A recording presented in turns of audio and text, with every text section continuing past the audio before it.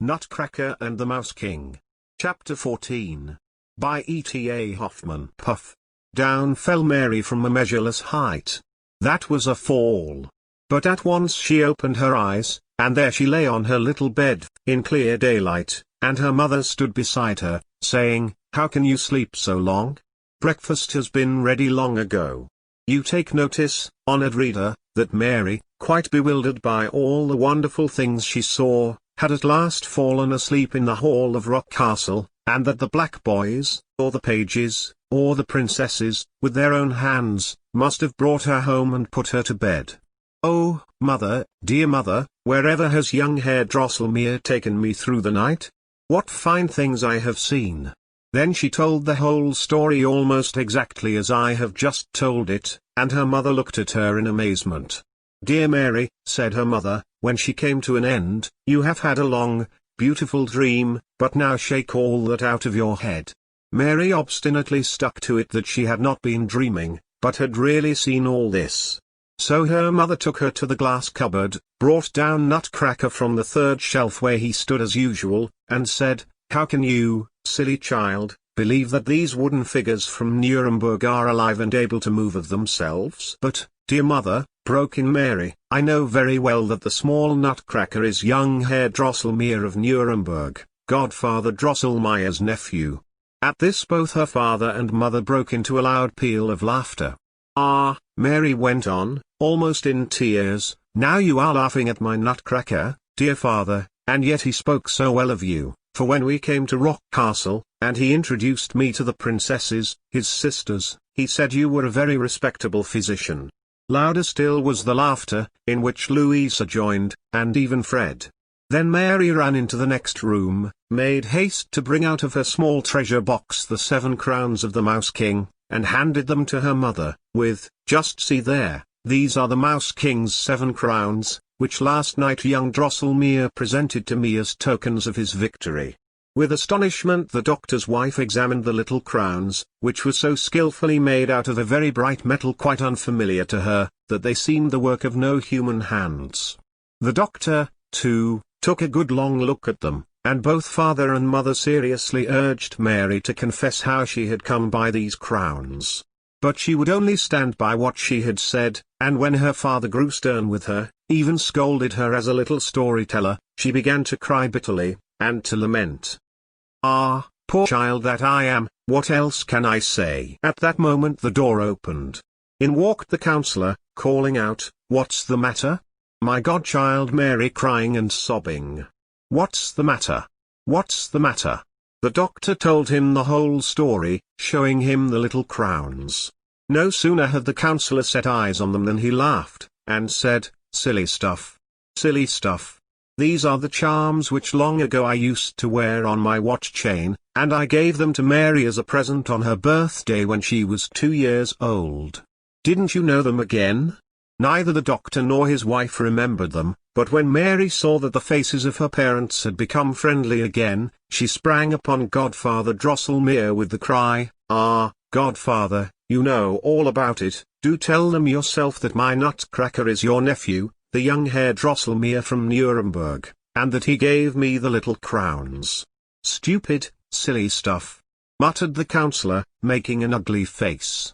Then her mother made Mary stand before her, and spoke very seriously, "Just listen to me, Mary, you must have done with all these fancies and absurdities, and if you say again that this common misshaped Nutcracker is the nephew of Mr. Counselor, I will not only throw Nutcracker out of the window, but also all the rest of your toys, Missy Clara too." Now, indeed, poor Mary could no longer speak of that which filled her whole mind, for you may well suppose that such splendid and beautiful things as had happened to her are not to be forgotten.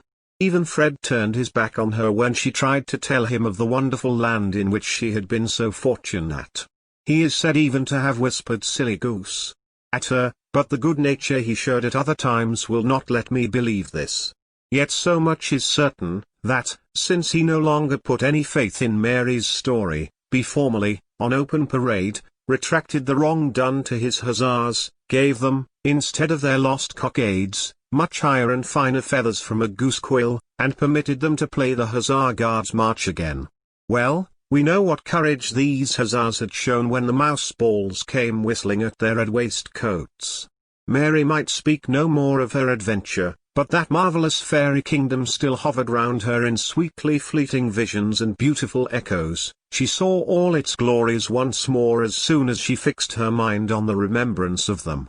And so it came about that, instead of playing as she used to do, she would sit still and silent, her thoughts far away, till everybody found fault with her for a little dreamer.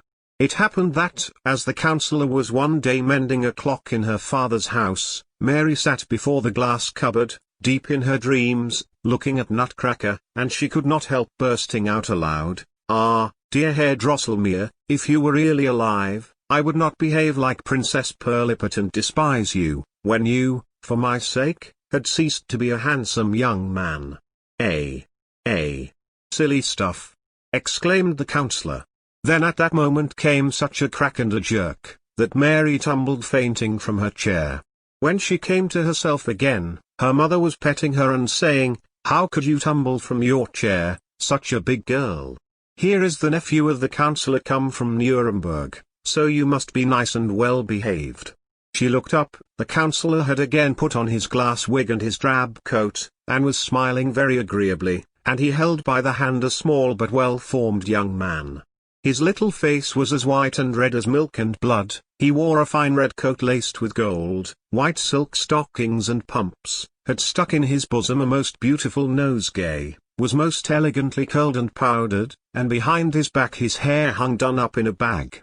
The little sword by his side seemed to be all jewels, it glittered so, and the small hat under his arm was woven out of flakes of silk. The young man lost no time in showing what pleasant manners he had, for he gave Mary a quantity of splendid playthings, especially the most lovely toffee and the same figures as the Mouse King had bitten to pieces, but for Fred he had brought a wonderful fine sword. At table the polite visitor cracked nuts for the whole party, the hardest could not withstand him. With his right hand he stuck them in his mouth, with his left he pulled up his head, crack. Dash, the nut fell in pieces. Mary blushed rose red as she looked at the nice young man, and she became still redder when, after dinner, young Drosselmeier invited her to go with him to the glass cupboard in the parlour. "Play prettily together, then, children," said the counsellor. "I have no objection, as all my clocks are now in order." As soon as young Drosselmeier found himself alone with Mary, he knelt upon one knee and spoke thus: "Ah, my dearest Miss Stahlbaum. You see here at your feet the fortunate man whose life you saved on this very spot.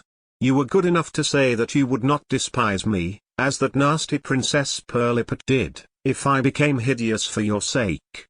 Now I am no more a common Nutcracker, but have received again my original, not unpleasing, form. Oh, excellent young lady, bestow upon me your precious hand, share with me my crown and kingdom, reign with me in Rock Castle, for there now am I king." Mary raised the youth to his feet, and said softly, "Dear Herr Drosselmeier, you are a good-natured, kind-hearted man, and you also reign over a delightful land with very pretty, amusing people, so I take you for my husband." So then Mary and Drosselmeier became at once betrothed. When the engagement had lasted a year, he is said to have fetched her away in a gold coach drawn by silver horses. At the wedding danced 20,000 of the splendidest puppets decked out in pearls and diamonds, and Mary is now queen of a country in which sparkling Christmas tree woods, transparent toffee palaces, in short, the finest and most wonderful things are everywhere to be seen by those who will only have eyes to see them. So ends the story of Nutcracker and Mouse King. Thank you for listening. We hope you enjoyed the conclusion of Nutcracker and the Mouse King. If you would like to support us, we would appreciate a donation. We would also appreciate a like or a subscribe.